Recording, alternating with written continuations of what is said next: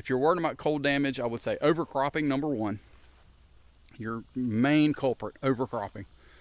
Number two, weak vine in general. Number three would probably be you are pushing your plants too hard with fertilizer too late based off of the zone that you're living in. You've got to make that decision yourself. I would tell you, if you want to taste one of 50 plus different varieties, and I might be low on that number, you need to show up to this meetup in Tifton, Georgia. And don't forget to register in the link down below. I'm looking forward to it. I hope you guys are too. It's always great. I've actually had some people here more recently emailing me more often talking about, hey, we met at this other meetup, but you know what? I like Muscadines too, so I'm going to try my best to be at the Muscadine meetup. For location-wise, it made sense for them. Dean Family Acres.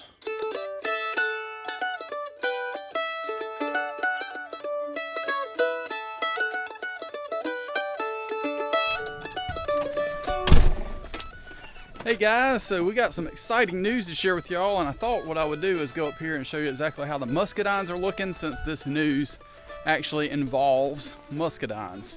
So hopefully you'll stick around today in the video so you can get an update on how things are going here at our upper orchard, as well as a cool event that you should be putting on your calendar if you're anywhere in the vicinity. I'm thinking it's like a 7-hour trip for us. I'll have to look at the map again, but stick around. We're going to talk about it a little bit here and give you guys an update. All right, guys, we're here in the upper orchard and vineyard area, and we've got our blueberries here. They are starting to finally kind of wind down for the year, unfortunately. But I will tell you one thing: the Tifblue and the Powderblue put out this year. Climax has always kind of lagged behind. This little next to last main row that we put in a couple years ago, and we didn't get irrigation sorted out on it until just recently. So that's why it hasn't taken off. And then we've got those Premier and the what's the last one? Premier and I'm drawing a blank. Let's go check it out. I know these up here are Premier, and we definitely need to cut grass. Last time I cut grass, I did not cut up here in this area. So let me remind myself of what these are. That's Premier. Oh, Tifton. So Premier and Tifton, we got those here on this last row. They've done pretty well this year considering their first year. We got just a few off of them, but in no time they'll be looking like these bushes behind me, and we'll be able to roll with that. So again, wanted to come out here and let you guys see exactly how Muscadines are looking and kind of just work through and check this out. These are Ruby Crisp. We are loaded pretty well. I would say that's a pretty good crop that we're looking at this year. Hopefully we're not overcropping them. We might need to give them a good shake, but you can see there just how well those things are growing. They're putting out. You can also see here how well this new cordon, if you remember from our previous videos, we cut off right there. Pretty good sized cordon because it curled down. It kind of came down here and wasn't doing really well. So we cut that off and trained this other one to come out and down, and we're almost to the end here. You can see it's kind of already made a new one. Sometimes the bugs, aphids, etc. will bite the end off and it kind of has to restart, but that is doing exceptionally well. This other Ruby Crisp is doing well. Oh, it's got a rabbit. Got a rabbit. Let's see if I can zoom you guys in.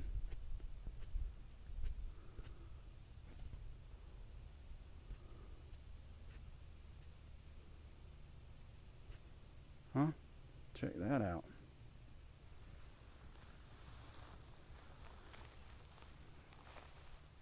Huh?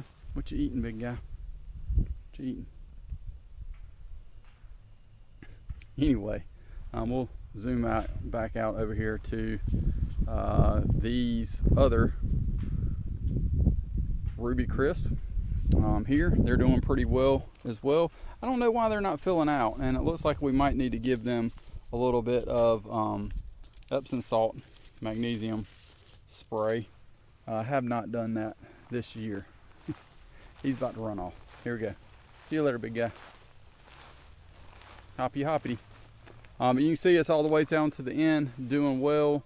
I will say, I ended up not fertilizing in July this year. It wasn't intentional, I just hadn't done it, and I've thought about coming out here and doing that one more time. But in years past, when I've ended up fertilizing in late July, it just ended up not necessarily being something that I felt like was successful, mainly because of the growth that it was putting on. It just put its own growth late in the year. I feel like it makes the plant not be able to recover.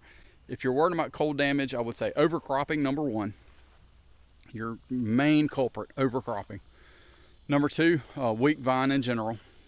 Number three would probably be you are pushing your plants too hard with fertilizer too late based off of the zone that you're living in. You've got to make that decision yourself. I know Ison's always talks about fertilizing all the way into mid-July. That makes sense with when things fruit and having fruit on the vine and making sure that it grows enough. I think that you can overcrop them or push them too hard by doing that. Again, maybe that's just from Ruby Crisp, but Ruby Crisp are also known to overcrop. So those three things you just want to think about with thinking about cold hardiness. I know I hear people talk about that all the time. So I showed y'all the Ruby Crisp. This is the third one here that died down, and we talked about that. Yes, I'm growing it a little bit different than you typically would. I kind of figured, hey, listen, I've had this thing die back all the way to the ground, and it has taken a while to get it back up here. I'm gonna have two trunks coming up and then forking them down the opposite directions, and if there's a problem, one of them dies, whatever, I've got another trunk. I can just cut that other one off at the ground and roll with it. We're gonna experiment. Again, it's all about learning something new. This is late fry. This is when I said this is gonna be the end of it, and you can see we're finally 4 years later. Yeah, we planted this in 2022. We're 4 years later trying to get it down the line. This is also a Supreme that we put in as a replacement, and I probably should have nipped that one off, but it is what it is. This here is actually Black Beauty, and it is just taken off. It's decided it wants to kind of snake. It's not necessarily the optimal way to kind of have that trunk growing.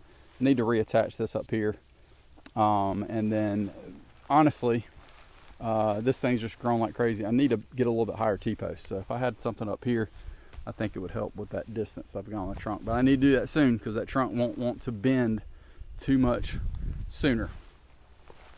Later, yeah. And then this is Supreme, loaded up with some clusters, looking absolutely wonderful there throughout. And I will say, you know, I came out and did those air layers. Let me switch to the other side here. I did those air layers, and the branches below the air layer died. I do have some roots forming in here, not a lot, but I have some. I think I should have set these lower. This is finally starting to put some more leaves out, but these other ones just completely dropped their leaves. So again, I'm learning as fast as or as slow as y'all are learning. So kind of just take that with a grain of salt. That's definitely dead below that, but above it, it is certainly not. And so I know there are some roots. I kind of peeked at that before, but these are our Supreme, and we planted those in 23, and they were doing very, very well. All right, let's see what else we got over here. We've got 3 others, and man, I need to cut grass. This is pretty bad. We got Sweet Mix here. Going up, it's forked. This one's doing pretty good. This one's getting here, always slowly, but surely, kind of getting it down the line. And then this is Pam. It forked a little bit low, which is fine, and we're kind of getting it going both directions. It's starting to take off here, so it won't be long. We keep pushing it. It will do pretty well. And then last but not least, this is our Majesty. It has grown some. I will say it has not been very vigorous. I've been trying my best to kind of just let it go, and then I will prune it up next year as it continues to grow out. I don't want to get too aggressive with it, especially as hot as it has been on the Majesty there. We had planted 2, but only 1 made it. So that's what that is. And then you can tell, and we've talked about this a little bit before, we've got room over here for probably a 3/4 row and then maybe a 1/2 row. And I think that'll be it. Saving some room for that Golden Delight. Hopefully we can make that work out, as well as I've got some other surprises up my sleeve, so we're working on that. So hopefully you guys enjoyed that quick tour of what's going on with our muscadines here. I love to hear down below exactly which varieties you're looking forward to eating. I've seen a couple guys on the Facebook group, the Muscadine Growers Facebook group, that are actually already enjoying muscadines, which is absolutely crazy. But you know, it's that time of year, especially if you're further south. Just think about those weather conditions, things are a little bit different. So just think about that. If you're already enjoying muscadines, comment down below. Would love to know which variety you have already that you're enjoying. Our haul over on our dog fence, we're getting close. I'm guessing probably 3 weeks, maybe we'll have some. So as soon as we have that, y'all be sure to subscribe, because we've also been doing some shorts, and we might just do a quick short throughout the week that will show you, hey, listen, this is what we've done. We've also been doing some updates on some repairs on some vehicles, that kind of stuff, updates on the shop lights, a few things like that we've just been able to kind of work on and have just quick updates. If y'all want to see anything in particular, let me know. I'm happy to highlight it. I know I need to come back and kind of highlight some of the things behind me here, like the plums that we planted, the update, you know, the plums that we had to replant, how the Frankenstein pear tree is doing, the good, bad, and the ugly of that. If you'd like to see or hear about any of that, please let us know. But I know what y'all are really, really looking forward to, and that's hearing about the content from the Muscadine Growers Meetup. And we're going to have that on August the 14th. It's going to be at Tifton, Georgia, the UGA campus down there. And it's going to be from 10 till about 2:30. I'm going to post a link down below. I actually was talking with Shane over at Kinfolk Farms earlier today. I actually texted him on Monday, and he was like, hey, Matt, give me a call, because he's a truck driver. I finally got him called back today. I hate doing that, but you just trying to think about timing. Hey, I know I'm going to need some time to be able to chat, that kind of thing. But it was great. If you guys hadn't watched his channel, he's putting out some great stuff about muscadines. He's got more than I want to handle. He was talking about that and getting family to pitch in and stuff today. But he's definitely got more than I would want to have to handle. I feel like what I've got is more than I want to handle. And I think he's got like 300 vines. So trying to juggle that. You know, he doesn't have quite as much in regards to just different fruits and those kinds of things, but just with what he's got, it's massive. And it's a U-pick. So if you're interested, if you're, I would say if you're on the south side of Atlanta, it's worth the trip to drive down there. Take a weekend or something. He said pretty much any weekend starting in September would be perfect for him if you want to check out his place. But he and I were chatting, and he's going to plan on being at the meetup as well on August the 14th. And we're just kind of talking about other things, activities, possibly us trying to get together another time. Maybe even him trying to host something maybe on the off years, because they only do this Tifton meetup every other year. So just things are in the works. If y'all want to be involved or hear or any of that kind of stuff, you know, just stay tuned. Give us an update, and we'll be trying to give you guys an update. So just again, commenting. We're here to help you guys out. Honestly, a lot of these videos keep me straight for knowing what I plan to wear, how things looked, you know, this time last year, this time 3 years ago, etc. It's my record keeping. So that's how that works pretty well.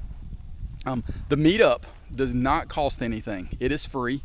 However, you will need to register, and that link that I'm going to put in the description below will have all that information where you can register.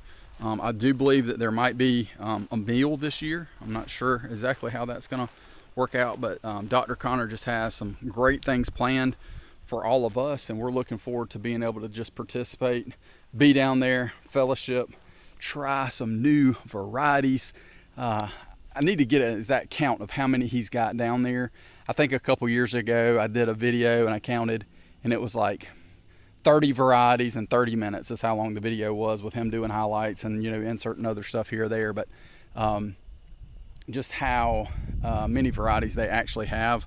I know that there's a map, and I probably could look through that, but I'm sure he probably knows exactly what they have there. And then they have some other areas that they kind of test as well. So I would tell you, if you want to taste one of 50 plus different varieties, and I might be low on that number, you need to show up to this meetup in Tifton, Georgia. And don't forget to register in the link down below. I'm looking forward to it. I hope you guys are too. It's always great. I've actually had some people here more recently emailing me more often, talking about, hey, we met at this other meetup, but you know what? I like Muscadines too, so I'm going to try my best to be at the Muscadine meetup. For location wise, it made sense for them. Just type in UGA Tifton campus in Google, or your favorite map search tool, and see exactly where that's at. I've heard several people are like, that's 4 hours away, it's too much. I'm telling you, it's worth the trip. Get a buddy, y'all split gas, have a good, take a vacation day, a flex day, whatever you got to do to be able to make it work, and get down there. It is worth it. You don't want to miss out, because it's going to be a lot of fun. We're hoping to have a good turnout, and we're just hoping to be able to try any new varieties, the old varieties, the ones that we don't have, the ones you can't get.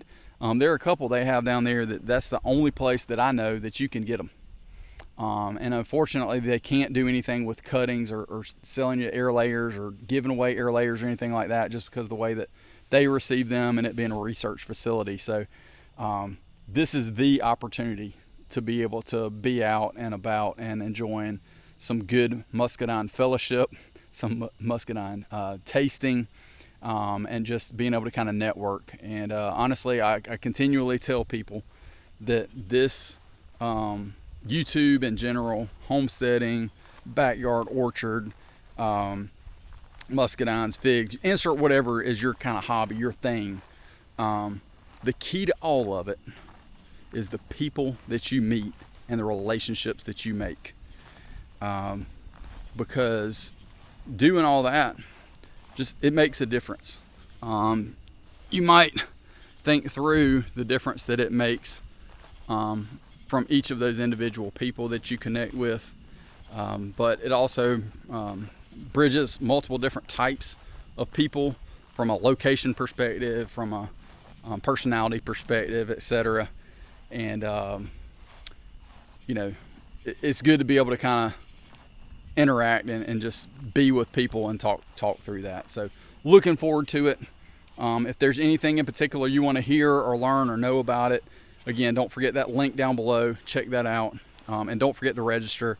But if there's anything that's not listed down there, let me know. If it's something I can't answer, then I'll try my best to reach out to Dr. Connor and see if there's some clarity there. I do know that there was a note on there if you need any kind of arrangements to help with, if you have a disability or anything like that. So I think there's some opportunities for that kind of stuff too. The only thing I can tell you in general as a guarantee about that Tifton meetup is it's going to be hot. So be prepared. I think we got the day pretty staggered. That link has basically the breakdown of what we're going to be doing, but it's always hot. Don't overdo it. If you get too hot and winded, take a break, etc. But just come prepared, whether you want to. I think almost every year I see a new type of fan set up, whether it's a hand fan or a handheld battery powered fan, whether it's one that wraps around your neck, whether it's one that goes in your pocket and blows up your shirt, whether it's one that's in your hat that blows on you. I see a new fan set up almost every single year, which is kind of cool. But looking forward to it, guys. Hopefully each and every one of y'all can make it. If you can't, if you got a specific question or something you want to hear Dr. Connor answer, I'll do my best to do that. I'll put my email address down here, deanfamilyacres@gmail.com. So if you want me to ask a specific question, happy to do that. I think it's been really cool here lately. Ison's has been putting up some Q&A with Greg Ison, and If you want me to do that with Dr. Connor, I'll be happy to do it. I think that might be kind of cool, and I can only brainstorm of so many ideas. I know in years past, I'll kind of link it up here if I remember. He's answered some questions about, you know, just himself, like what got him into it, how'd he end up there at UGA, what's his favorite variety, all those kind of pieces. So hopefully that will be helpful for y'all. And again, give me some ideas down below. I'd love to be able to kind of hear what those might be. I think that's it, guys. So looking forward to seeing y'all, looking forward to hearing the feedback. And again, don't forget to register. I know I've said that 15,000 times. We want to have a good turnout. Dr. Connor said that. I've said that. I know Shane has said that today when I talked to him. But let's make sure that we have a great turnout, a great time of fellowship, and us being able to kind of truly interact with folks. So again, y'all have a wonderful and blessed one. Remember who's in control, and ultimately how we have all these really cool fruits that we get to enjoy in our backyard, and the unique way that each and every one of those is designed, and that they only work in certain areas. And that truly shows that there's only one true creator. Y'all have a wonderful and blessed one. We'll see you next time.